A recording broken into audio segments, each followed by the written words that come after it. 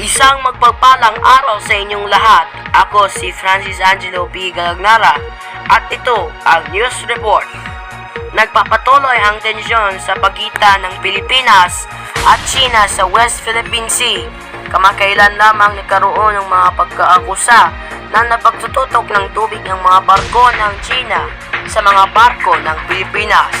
Maaaring kinukondenda ng gobyerno ng Pilipinas ang mga aksyon na ito na sinabing paglalabag ng sa international law at bantad sa seguridad ng mga Pilipino. Sinabi ni Pangulong Ferdinand Marcos Jr. sa isang pahayag na hindi uurong ang Pilipinas sa pagtatanggol ng kanyang soberanya.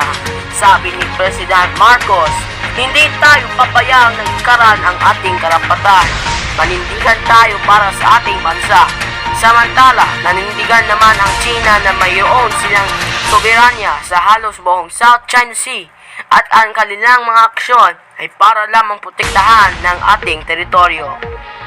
Pahayag ng Chinese spokesperson, we have invincible sovereignty over with South China Sea. Our actions and been necessary to safeguard our territory.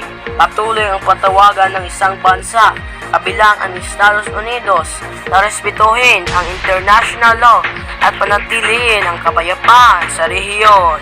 Habang nagpatuloy ang tensyon, nanatiling nakabantay ang buong mundo sa mga susunod na kaganapan. Patuloy namin tutukan ang mga pangyayari sa West Philippine Sea. Sa iba pang mga balita, pumunta kayo sa website www.veritasph.net. At ako po si Francis Angelo P. Galagnara. Sumayin niyo ang katotohanan!